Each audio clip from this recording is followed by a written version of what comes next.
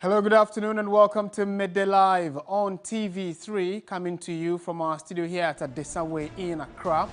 I am Martin Asiedu Date. Coming up for the next 1 hour, we'll be taking you to Parliament, where a lot is expected to happen later today because there has been intense lobbying by government as Parliament is expected to consider new tax bills currently before the House as part of measures to secure a $3 billion IMF deal. Details of that in a moment. And later in the bulletin, angry residents of Fumso in the Ashanti region in near clash with the police in an attempt to forcibly stop a private quarry firm on Wednesday afternoon. And then later on in business, on the international front, the first human case of bird flu discovered in Chile in South America.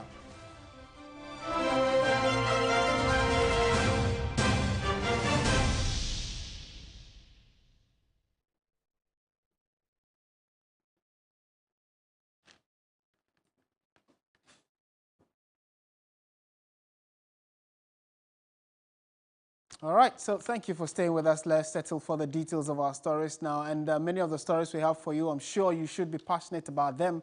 Do let us know what you think about them and be part of the national conversation. Starting from Parliament, though, and the House is expected to consider new tax bills currently before them as part of measures to secure a $3 billion deal with the International Monetary Fund, the IMF. MPs will vote on the Income Tax Amendment Bill, the Excise Duty and Excise Tax Stamp Amendment Bill, and also the Growth and Sustainability Levy Bill. According to government, if approved, the bills will lead to a recovery yield of approximately 3.96 billion Ghana cedis this year. There have been concerns from industry about the impact the bills will have on the already high cost of doing business in the country. And they have also touched on the fact that if it is passed, it is going to make it even worse for businesses and especially individuals to looking at the current economic crisis in the country. Meanwhile, the Trades Union Congress wants Parliament to stay the passage of these three tax amendment bills. It will be too late for me to say that Parliament shouldn't pass it, because I don't know where they have gotten to. But if it is possible that it can be stayed for some time, I would have loved it. But if it is not going to be stayed. All right, so that's the Trades Union Congress. It's not just them. We also know that GUTA and some other unions are asking for a review or reconsideration of these bills that are going to be later debated and probably passed today. Komla Kluche is our parliamentary correspondent joining us live Zoom now. Komla, good afternoon. Thank you for joining us.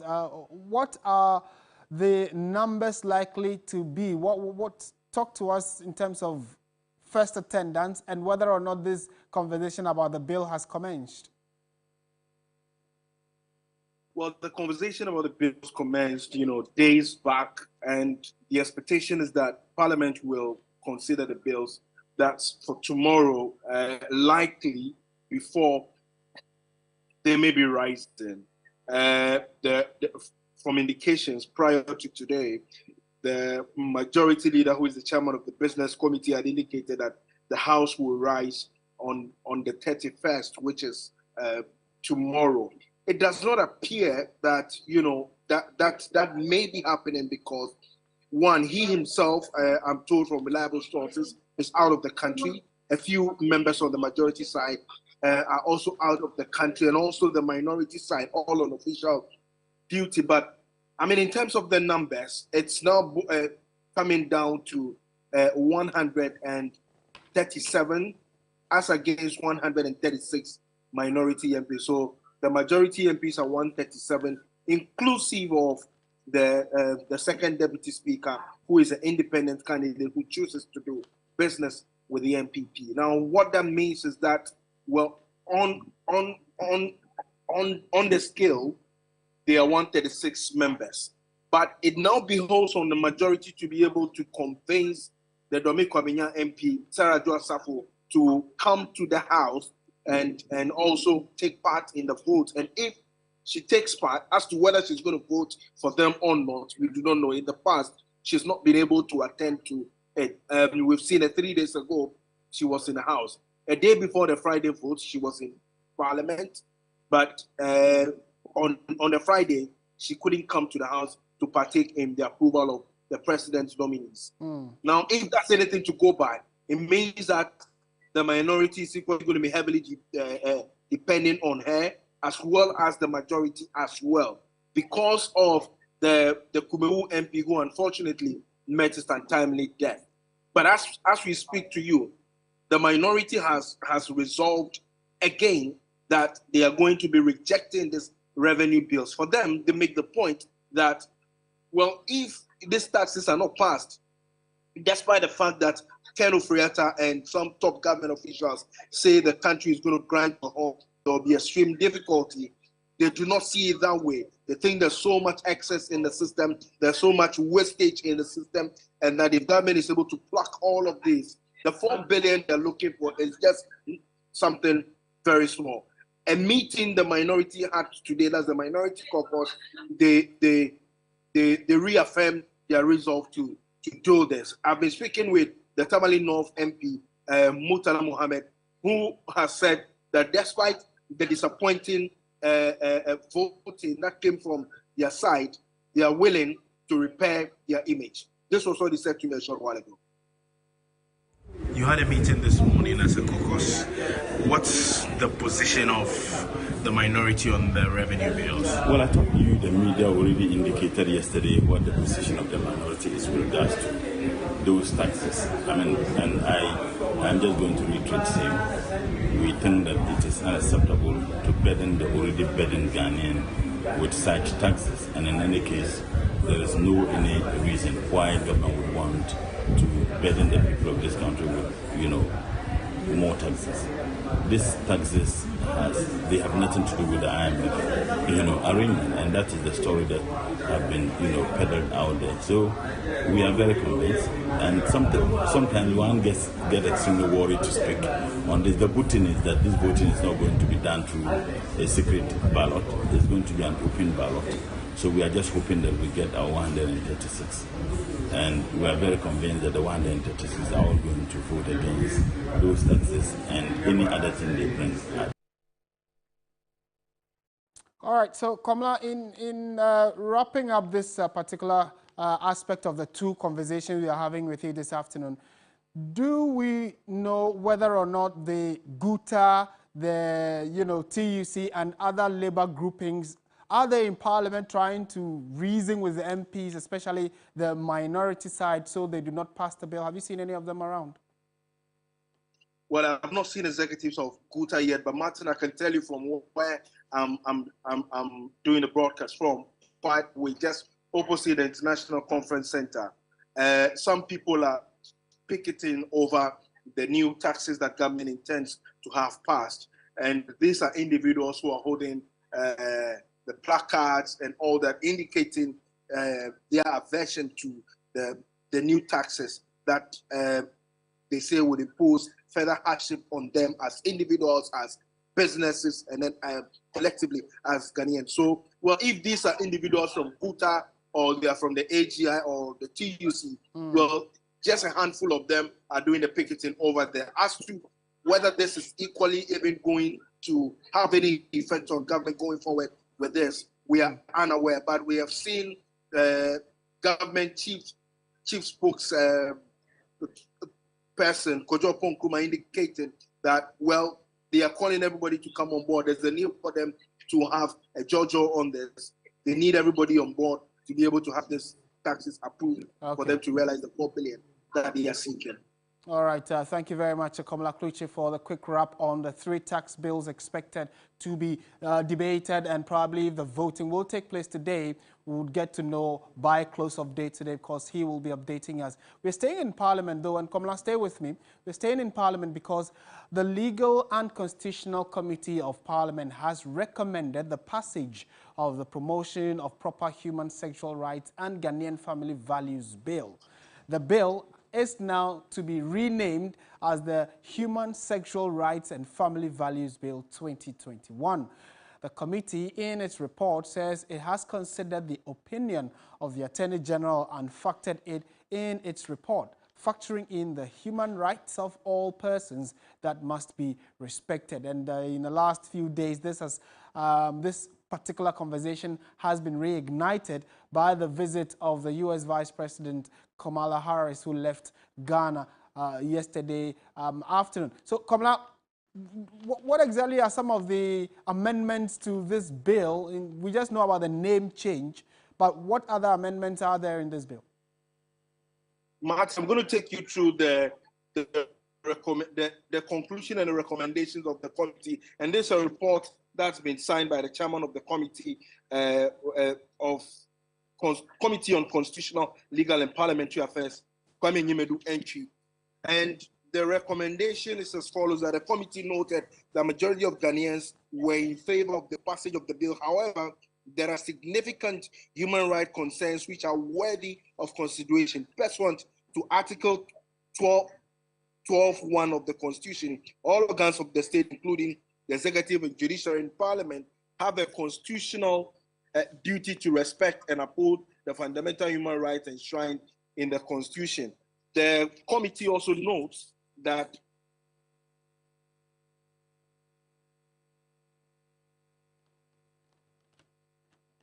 a Minister of Justice on the bill, and that the concerns were duly considered. You recall that Attorney General raised some opinion on the matter. They said when they met him, he said he was surprised. In the words of the ranking member on the committee, the Attorney General, before the committee, said he was surprised at the level of advancement that they have made and that they have considered his opinion as well, and that the committee accordingly recommends to the House the adoption of the report. But Martin, I mean, I'm just going to go straight to one of the provisions, which is, and this is clause 13 of the Constitution, of the proposed amendment. If the report is accepted, what it means is that it is now due for consideration what we call delete insert in the language or in the balance of parliamentary work. They delete and insert. So, for instance, clause 13 is suggesting that the prohibition of propaganda, of promotion, and of advocacy for activities directed at a child. And these are the things that it said, that a person who through media, technological platform, technological account, or any other means produces, procures, market, broadcasts, disseminates, publishes, or distributes, or uses an electronic device and the internet service, a film, and other device capable of electronic storage or transmission to produce, procure, market, broadcast, or disseminate, publish, or distribute a material of information directed at a child, whether directly or indirectly, with intent to evoke the interest of the child in activity, is prohibited under the Act. I mean, it's up to the number of amendments suggested is well over 25. Over 25 amendments have been suggested. Okay. Now, all of this would have to be considered, and if it's considered, then the third reading will be done. And after the third reading, then it means that the House will not have to approve of this, and this will be passed by the House.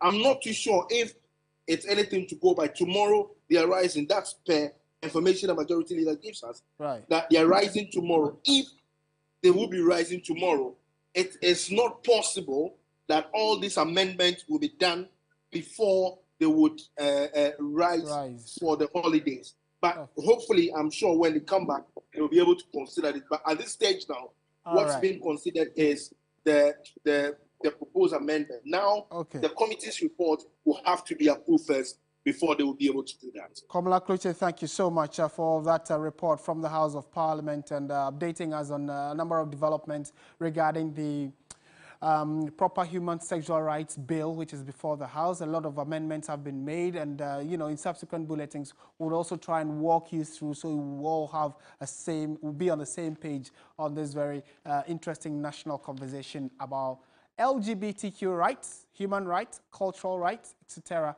here on Midday Live and on our subsequent bulletins. All right, so let's go now to the Ashanti region because scores of angry residents at Fumso in the Adansia-Sekwa district of the Ashanti region nearly clashed with the police in an attempt to forcibly stop a private quarry firm on Wednesday afternoon. The residents said a promise by the firm to rehabilitate Fumso town roads as earlier agreed and also compensation for their quarry operations is yet to be realized, and this has caused some level of tension and disagreement between the residents and the security services there. So we'll in a minute be speaking to our correspondent, but let's watch this, then we can engage the thoughts of William Evans Inkum.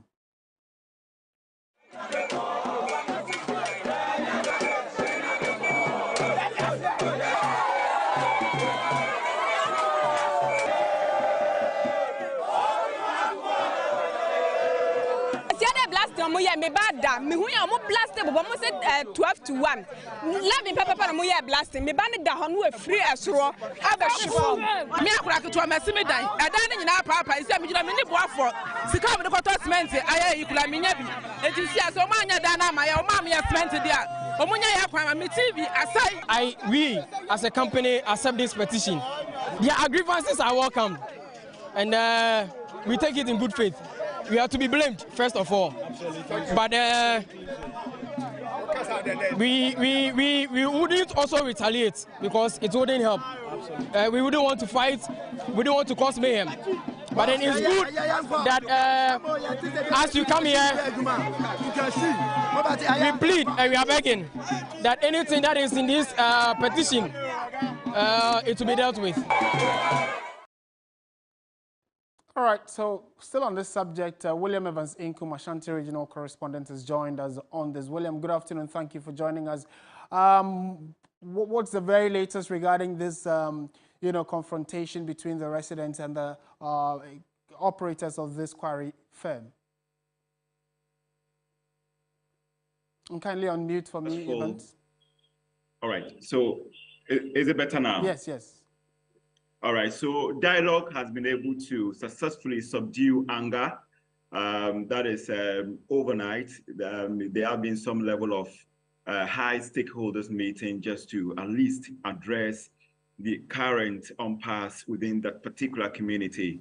Yesterday, it was very hell for the police controlling these crowd, but they managed to at least contain them. What they did, to some extent, you say, did not see some level of escalation was them preventing the angry crowd from invading the premises of the quarry site. And as you can see in the videos, they were able to hold them just at the entry point. And that really helped because it's engaged some of the staff there. That would have been a hell, controlling these rampaging crowd. But the promise is that the company has given them another assurance. For the past 3.5 years, they have been given some level of assurance when it comes to rehabilitating the Fumso town roads. That was the very promise that the company gave them when they first set up, that they were going to rehabilitate the roads as a way of also paying back to the host community. But that hasn't happened. And so they are counting on them that this time around, they've actually given them up to April 1 to fulfill that particular promise, and they are waiting on to that. Right, and from some of the images we saw, we could tell that buildings had major cracks in them. Some of the residents are complaining that their wards are being affected. Personal belongings have also been affected. How long has this been ongoing? And maybe for starters, paint a picture. How close are these residents from where the quarry site is? And then you can go on to tell us the kind of impact the quarry site's presence there is having on the community. So in terms of proximity, you would say that they're quite close, not 2 kilometers away from habitation. I'm talking about the quarry site and where people are actually living. I'm talking about the residents. So not 2 kilometers away from habitation. And so they are actually having or feeling direct impact of, especially when it comes to explosion. You know, they have to use chemicals and whatever you to explode the rocks before they can process them for further constructions and all of that. So when they explode, or anytime they execute that level of explosion, there's a direct impact on them, talking about the residents. And it has been like this, for the past 3.5 years. Okay. All right. William Evans Sinkum, thank you very much. At least, as you say, they have given them a promise that by the end of April, was it, they will be getting back to them? Yes, okay. So we'll definitely be updating our viewers and listeners as well on how this plays out. Thank you, William Evans Sinkum, Ashanti regional correspondent there. You're still watching Midday Live on TV3. On to some other stories we have for you this afternoon. And there are calls for a review of Ghana's laws to ensure political parties can handpick a member of that party to replace any member of parliament who dies while in office or vacates his seat. 2020 election campaign manager of the New Patriotic Party, Peter McMenu, has been making a strong case for this provision at an IEA forum days after the NPP member of parliament for Kumewu passed away. Peter McMenu spoke at the IEA seminar on reviewing Ghana's 1992 constitution.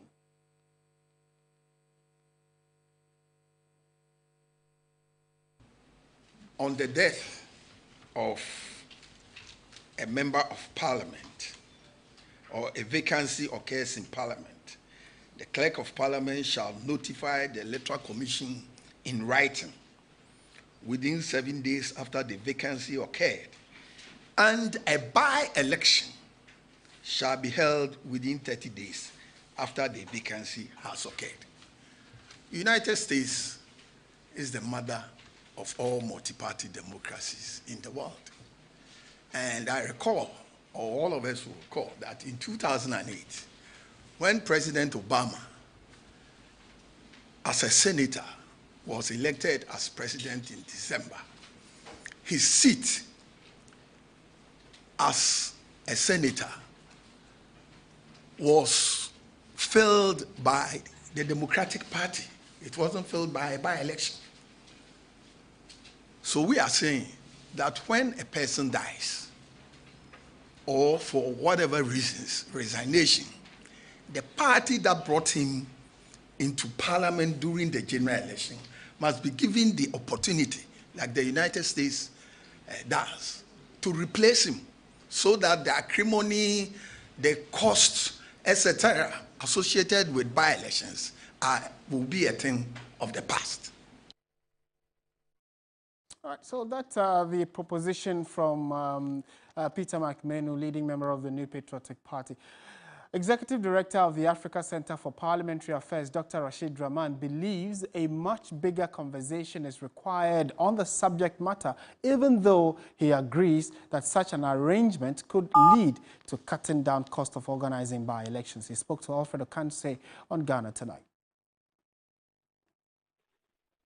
Our Constitution doesn't allow that, and a call for the revision of the Constitution, I think, is in order. But I don't know whether, the whole electoral system will need to be revised. Otherwise, in terms of financial, in terms of cost to Ghanaian lives, because we've seen what happened at the Ayawaso-Wogon by-election and all the consequences, and so on and so forth. So it's a call in the right direction.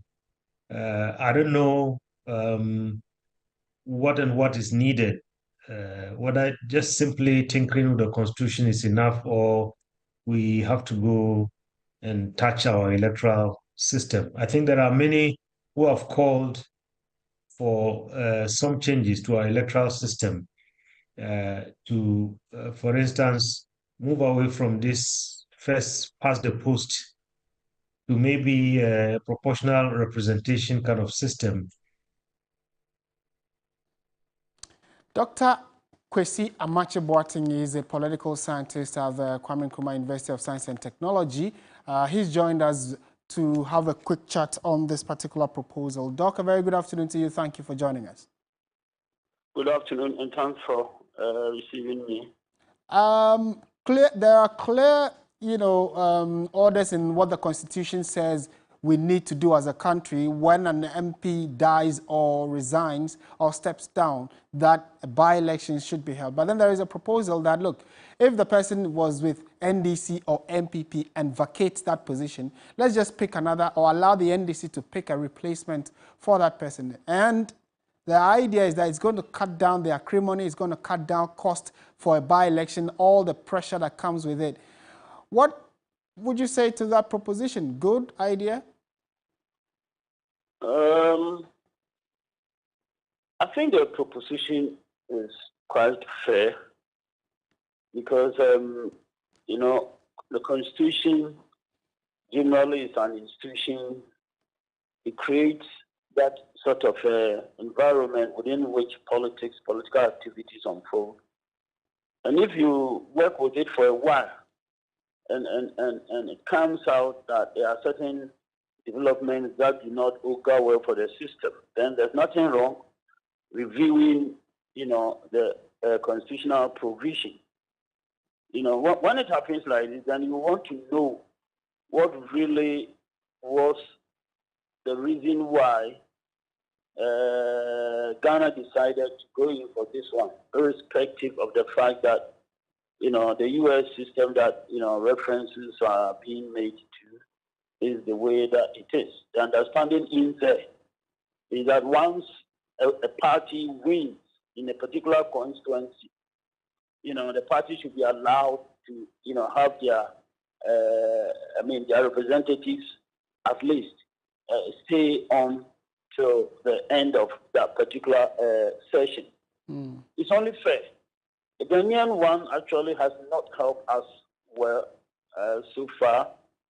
When you speak of violence in our body politic, it's essentially in the times of by-elections. So I think we can do without such avoidable tensions, avoidable cost of life, and even the financial aspect that goes with it. I think we can do without all these things. Yes, the proposition is actually in place. Right. More so when, like you mentioned, almost all by-elections in this country have recorded some level of acrimony or violence. Plus, there are cost implications. But what do we need to do? Like you're mentioning, does it mean we just have to go to Parliament and amend that part of the Constitution or the clause of the Constitution that says there must be a by-election? Or based on that, we can just have a general consensus and agreement that from now on, anytime this happens, this is the best approach to go about? I've not checked that particular provision. If it is not an entrenched one, then I think the Parliament can deal with it. If it is an entrenched one, then all of us will have to be brought in that case, if they really mean business. And it's good that it's coming from an active political actor, McMahon, that he can work with his party to, take the issue up in Parliament, for the right thing to be done. So, I've not really checked whether it's an entrenched provision or not. Oh, no. All right. Yeah. But thank you. Thank you so much for making time to speak with us. Dr. Kwesi Amakye-Boateng, political scientist at the University, Kwame Nkrumah University of Science and Technology. So what are your thoughts on this particular proposal being mooted by Peter McMahon? We'll be happy to hear your thoughts as well. Many say it's a step in the right direction, but there are constitutional provisions on how to go about it. Or we probably should just stick with what the Constitution says and make sure we replace people who die or resign their seats or vacate their seats in Parliament through the process we already know.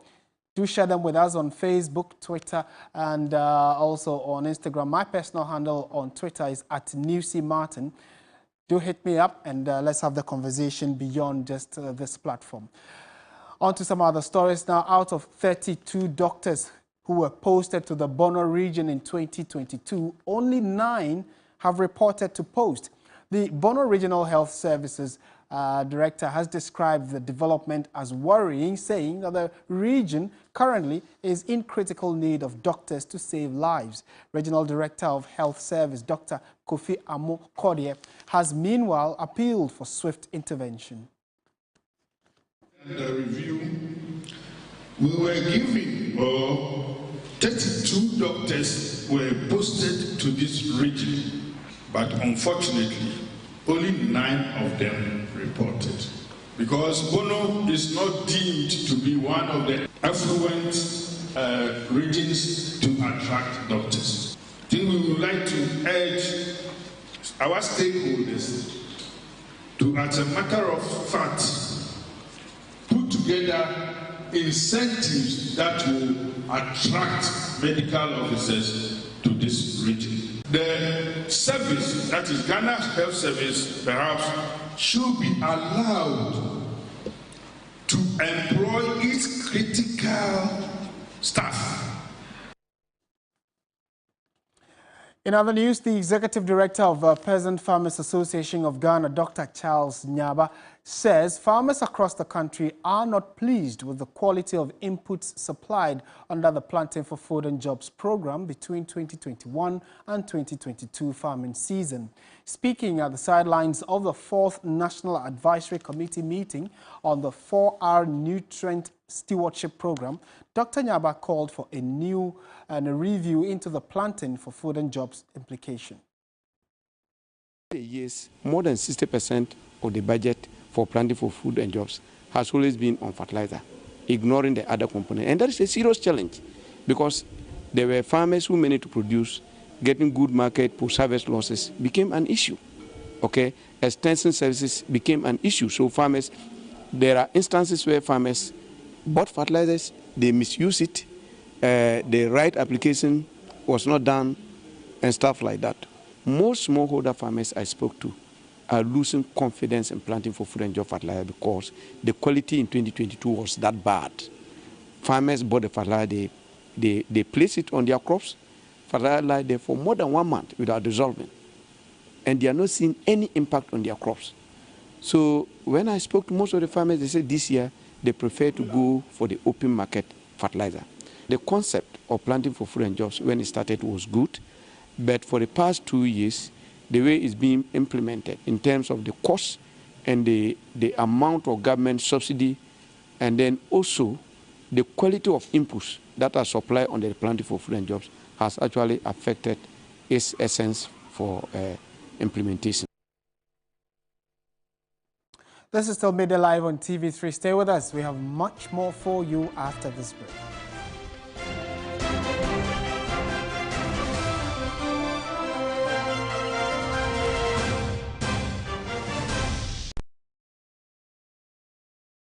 Ladies and gentlemen, we're going to demonstrate to you the superior properties of Flamingo paint as compared to other paint brands on the market. We take equal quantities of Flamingo paint and this ordinary paint. We then dilute them with water. And now, let the test begin. The gentleman on the left is going to apply the ordinary paint, and the gentleman on my right will use the Flamingo superior paint. As you can clearly see, Flamingo has the obvious better hiding. Furthermore, Flamingo has painted a much larger area. You know, 1 bucket of Flamingo paint is equal to several buckets of any other paint brand on the market. Flamingo paint is made with superior formulation to give superior durability, superior hiding, superior coverage. Flamingo paint, simply superior. Everybody knows Acrobato. And if you know Acrobato, it means you know M-Punch Homeopathic Clinic. M-Punch Homeopathic Clinic is my pillar. Let's hear what others are saying about M-Punch Homeopathic Clinic. Who will be careful M-Punch one? Chese na me ankasa me period na say problems wom. Ntina ma wo ho idea ma me. Papa chese na nya asem ketewa. Na me coin point no mo hwe me modem no mo hwe bibia na so mo meduro. Mo meduro me fire no. Ene ma won kra me enu. Foforo kwa na mkwan mu a eba. Head everything yourself. Me ma me no adwodwo eda ho a wontumi nante. And then call endpoint. O mama nura and then why dia wetimi asori anante. That's endpoint for you. Of Akrobato. Hello. Hey, Oshisho what chair? Okay. A free bra would the endpoint what dance. I'm a choir no. Me Joseph Sama name Koye and pass one of my Emranian and then Magina Sabema. Now, me be here for the hard in Jarisa. You heard everything. I have secret. Endpoint is my secret. Endpoint homeopathic clinic. I'm free.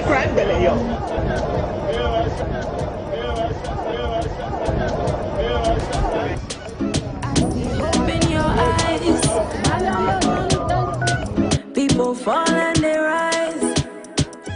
Make you no worry about the things you know we change, the things you know we do today. You go do them tomorrow. Wow, this girl's got talent. You too can change your world, and it's affordable with Airtel Tigo data bundles. Bring your dreams to life with the best data bundles only on Airtel Tigo. Dial *111# now. Airtel Tigo. Life is simple. The marriage counselors are on their way. Hey, they have to inspect your place before they approve the marriage. Fala Friday now. Friday we are home.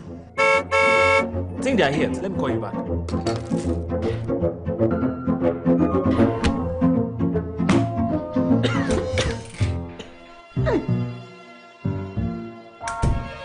We need AC. I get fan too.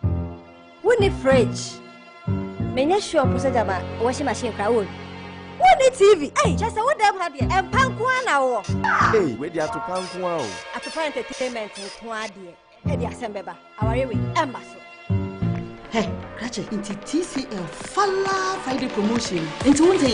Yes, Friday where TCL Fala Friday is back. Up to 50% discount on all TCL products. Should I say TVs, ACs, fridges, washing machines, Nina are selling at up to 50% discount. Visit any TCL showroom nationwide now wants to enjoy Fala BY. You know what I love? My family, my friends, and of course you. And that's why I found it important to get the COVID jab. Also, I want you to go and take the jab so we can all live a happy and healthy life for a long time. The numbers are rising. That means COVID is still out there. Go and get the jab. The vaccine is safe. Of course, I love my life.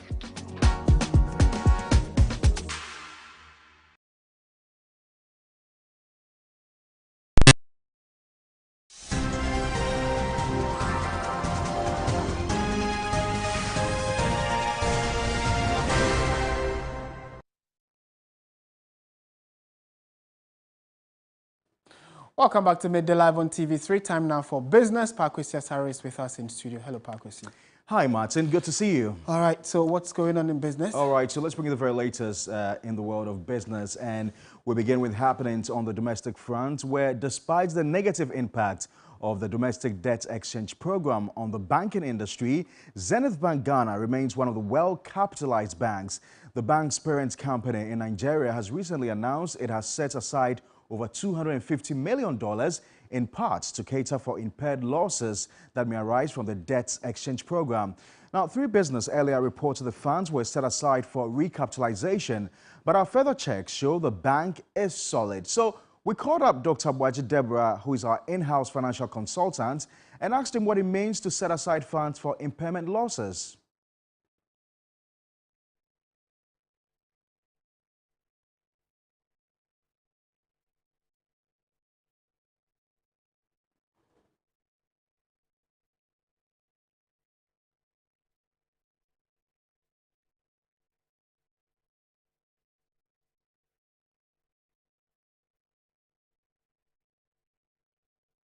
About impairment charges. It's like a normal operating expenses that we make towards our books during the financial reporting period. Now, basically what banks, it's just like a normal loan when the loan is not on schedule. So the reporting period, you try to make some provisioning to the asset book. Now, basically, the debt exchange program is a similar thing. When the repayment was due or rescheduled, it means that the entire asset book needs to be provisioned. Now, most banks have provisioned or have impaired their loan book or asset book. Basically, this is a bond. And that's what basically Zenith did. But the beauty is that out of this expense, their risk cost, which went up by from 1.9% to about 3.2%, even though it doubled, notwithstanding, Zenith Bank capital adequacy is above regulatory minimum capital adequacy, which is 10%. And that is the beauty of the whole entire Zenith picture. So when you say Zenith Bank have revamped because of the debt issue, it gives a wrong picture if you don't explain what the concept is about. So basically what they have done is that they have cleaned their book, they have repositioned the balance sheet, and it's healthy, it's solvent. When we say solvent, it means that it's well capitalized, so there's no cause for alarm for customers, and therefore they are liquid and they are.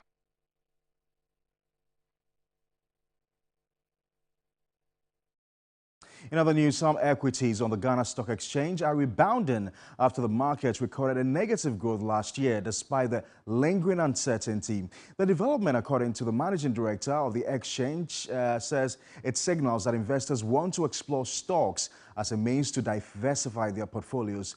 Ms. Abena Amos said such positivity would help grow the equity market whilst enhancing access to long-term capital for the private sector. Again, looking at the equities asset class. So there's been a lot of interest in MTN shares. There's been a lot of interest in the petroleum sector. There's been a lot of interest in the agriculture sector led by Benz Oil Palm. We have one gold-backed ETF from South Africa, New Gold. There's been a lot of interest in that as well. So we are seeing investors looking at the equity sector as or the equity segment of the market as an alternative, as somewhere to not put all their eggs in one basket, but also to look at that. For us, our aim, as I keep saying, is to diversify the market, is to diversify the companies, is to bring more companies here. Before we go, pensioner bondholders have threatened to resume their picketing at the premises of the Finance Ministry if government fails to make do its promise of honoring their coupons and principal payments. This follows government's continuous delay in paying their outstanding arrears after it promised to exempt all pensioners from its domestic debt exchange program. But several weeks after, government is yet to fulfill its promises. Now, in a statement issued by the forum a while ago, it expressed grave disappointment in the finance minister, describing government's actions as a deviation from the market dictates for the treatment of holders of exempted bonds. The forum says several letters to the finance minister to make due its payments have not been heeded to.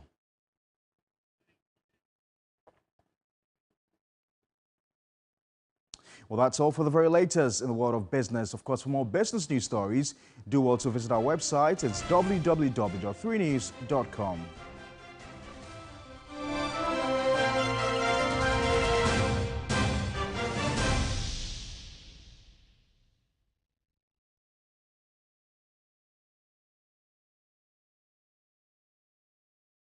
We are on a mission promoting access to quality health and education through the power of our media space.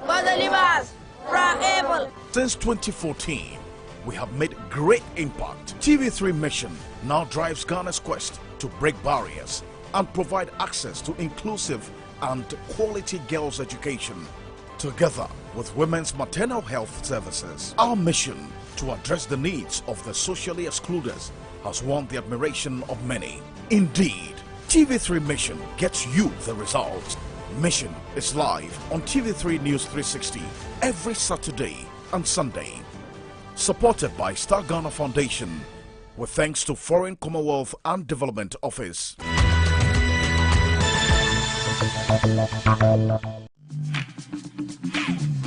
No matter where, The capital is always tuned in their offices. You actually played it before, right? Yeah. Oh, okay. In their retail centers.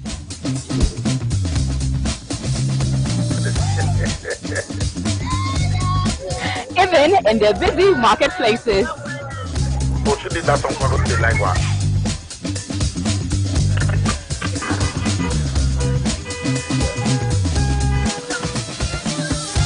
And in their cars.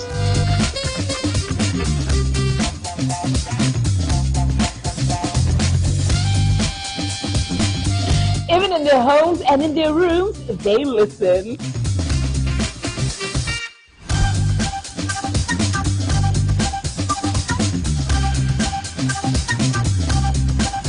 The capital is always tuned in. Yes, we run the city. Here on 3FM 92.7. Your Urban Lifestyle Radio. Join Giovanni and AJ Sapon on 3FM Drive 92.7 Monday to Friday from 2 p.m. to 7 p.m. We run the city on 3FM 92.7, your urban lifestyle radio station. It's about to get more sporty, with a touch of super entertainment with your favorite stars. And we play the Quitinge, the Chaskele, the football. Who should I take? Tony Cruz? Why? While keeping you up to date with every trending issue in your world of sports on Warmer Plus. But in comes Thomas Tuchel and everything changes. And when he said he wanted to be better than me, I was happy. Let's keep it more sporty and super entertaining. Warm Up Plus now shows on Saturdays at 11 a.m. on TV3. Brought to you by Betway. When the sun rises, there is hope.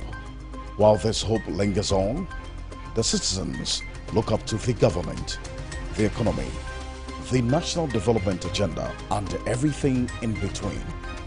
On Ghana Tonight, it's our utmost priority to bring you insightful conversations on the economy, break down the biggest issues while setting the agenda for transformation and national development.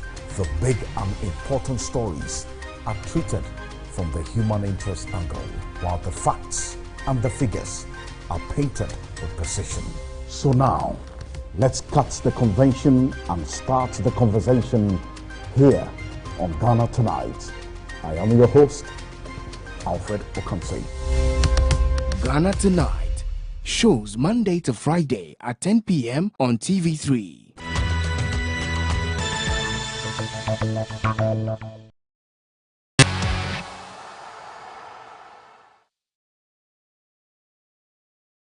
And now it's time for the latest in the world of sports. Joining us in studio is Kevin. Hello, Kevin. Hello, Martin. Yeah. So what should we expect? Well, we're expecting the date for the CAF, that is Africa Nations Cup, has been confirmed, and it's starting on the 13th of January. And Ghana has qualified, haven't we? We are yet to qualify. We need our final 2 games to confirm. We are top of our group. With Chris Hughes in the driving seat. I think, we have that confidence, but hopefully we will not fail. All right, give us details then. Well, let's quickly start from CAF and the Total Energies Africa Cup of Nations Côte d'Ivoire 2023 date have been officially confirmed by CAF, with the opening match scheduled to take place on Saturday, 13th January 2024 at the Alassane Ouattara Stadium in Ebimpe, Abidjan. The 4-week tournament pitting Africa's best 24 nations will officially conclude on 11th February 2024. This will be the 34th edition of the tournament and returned to Côte d'Ivoire for the second time after first being held there in 1984, where Cameroon emerged as winners for the first time. With the Total Energies AFCON 2023 qualifiers approaching its business end, the road to Côte d'Ivoire is gradually taking shape as the world gears up for Africa's biggest football spectacle.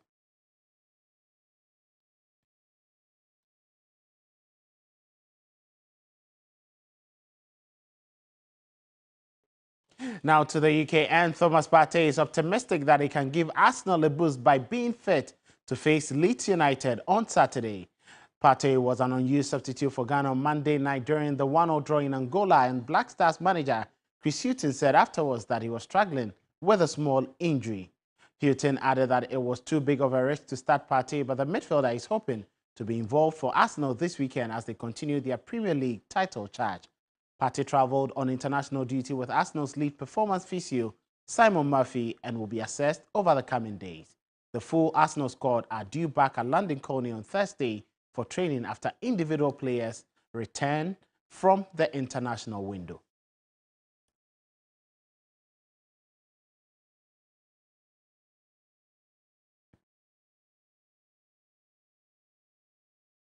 Now to Kumasi Asante Kotoko, and earlier this week, the Porcupines parted ways with Burkina Bay tactician Seydou Zerbo and are searching for a new manager with Abdoulaye Ghazali as the interim boss. 3 Sports' Bill Ishan had to take a deeper look at the issue. Whilst many waited for the Black Stars to battle Angola on Monday afternoon, the people of Kumasi were treated to some shocking news. Asante Kotoko first announced the departure of Burkina Bay tactician Seydou Zerbo after just 8 months in charge. King Faisal followed suit minutes later, announcing the exit of head coach Jimmy Kobla. For Kotoko, many have been left displeased by the club's performances this season. The defending champions are outside the top 4, having lost 6 matches out of 22 already. They have also conceded 20 goals in the process. When they won the league the season prior, they had lost 5 games and conceded 20 goals in 34 league games. It is a seemingly significant drop-off that somewhat necessitated Zerbo's departure. I believe it is quite refreshing and news for us, the supporters. If you were at the stadium on Sunday and you watched the match, you could really see there was no technical direction. Zerbo had no imprint on the team. And so for some of us, we believe that it is high time he makes do with, he goes away from the team so that we get a new technical direction for the team. After the Prosper Odim left, we've not been able to have any good coach that will hold the team for a very long time. Since Nanaya Wamponsa took over as CEO of the club, 5 managers have taken charge.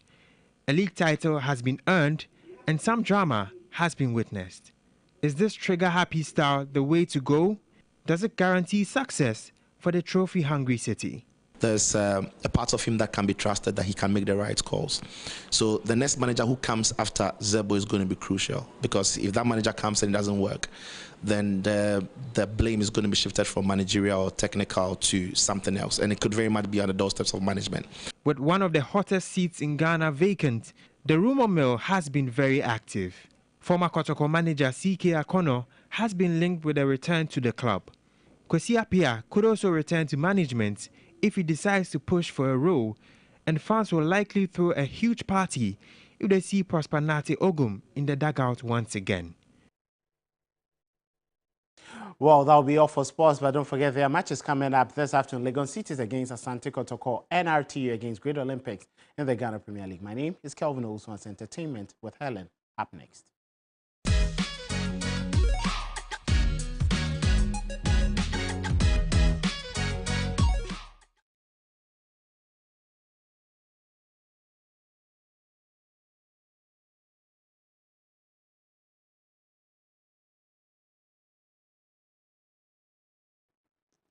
Well, thank you so much for that, Kelvin. Let's get into some entertainment stories right about now. My name is Helen Appiah Ampofo. Now, Wayemiye hitmaker PAC Esther and her husband have been working together as artiste and manager. How have they been able to survive the challenges that come with such partnerships? The gospel diva says it hasn't been all smooth, but she's vowed not to let money come between them. There's a concern about having your partner manage you, and when there are issues, then it's like war. Yes. How have you managed to surmount all these challenges over the last few years? We know that all these things has been happening to a lot of people. And me and I assess myself, and I know that with me and my husband, we can do it. And so far, how have you managed that? I've talked to myself that money shouldn't be a problem between me and my husband.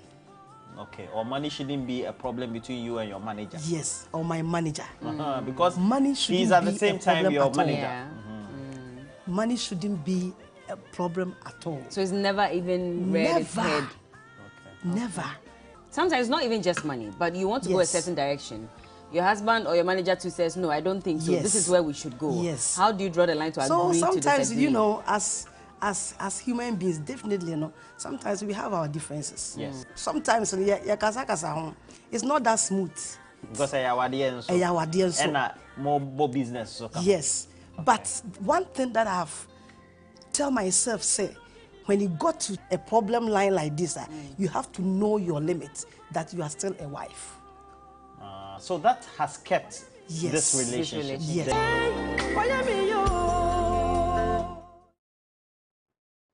Months after signing onto his new record label, Empire, Ghanaian musician Kwame Eugene says the move has boosted his presence on the international market, adding that his brand is now more visible. He shared this on TV3 New Day this morning.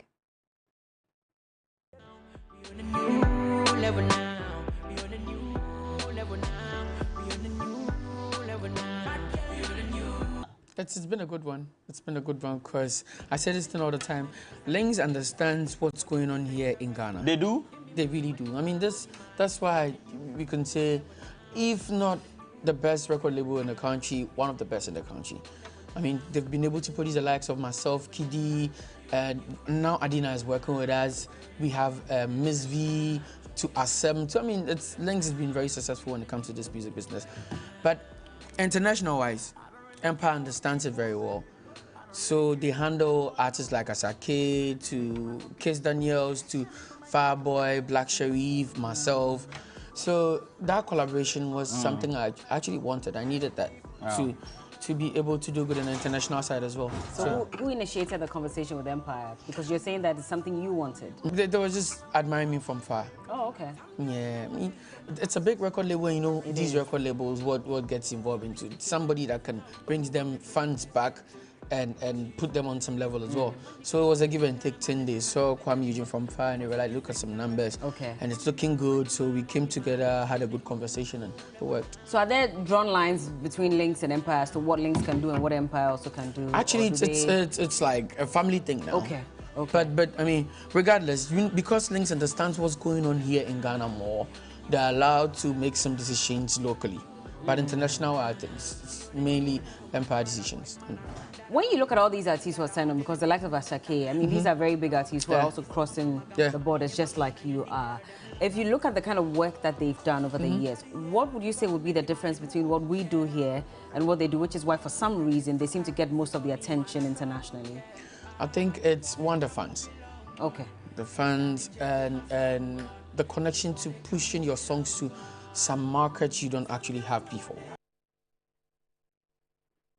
Famous Nollywood actor Yul Edochie has reportedly lost his first son, Kambilichukwu Edochie. Reports indicate that Yul's first son was rushed to the hospital after falling unconscious while playing football with his mates. This is coming some 2 months after Yul Edochie and his first wife, May, celebrated their first son and second child as he turned 16. The sad incident has thrown fans into mourning as others sympathize with the family.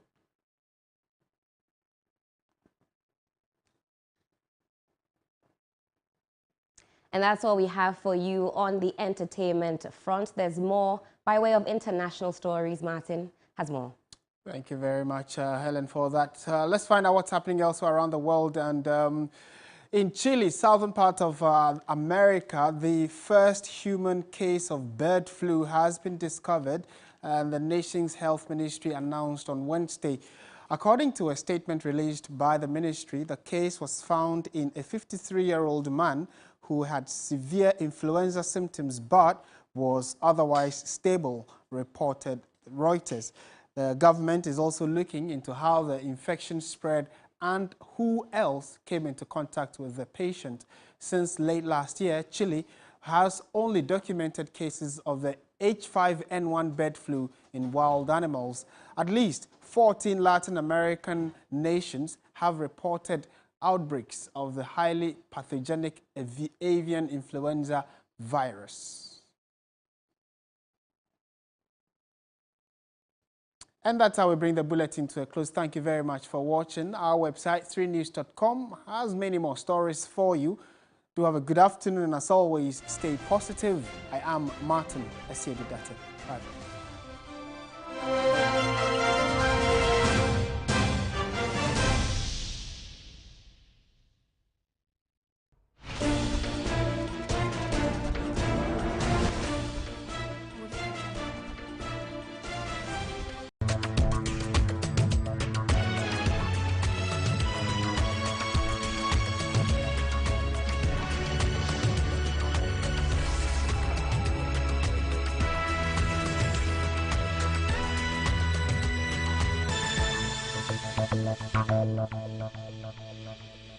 This program is rated PG.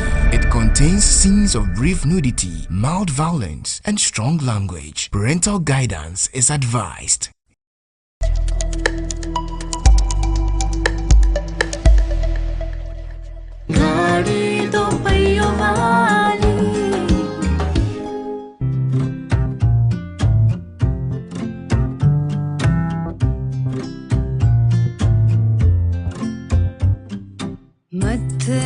चमकण वाल मेरे बन रहे दे मत्थ चमकण वाल मेरे बन रहे दे. Come on now. The elders of the family will apply turmeric on him. That's a tradition. But who'll begin from our side? No problem. I will start. No, hold on. I don't know about tradition, but in my opinion, Nia should be the first. She might be younger than us, but to me, she's the most important.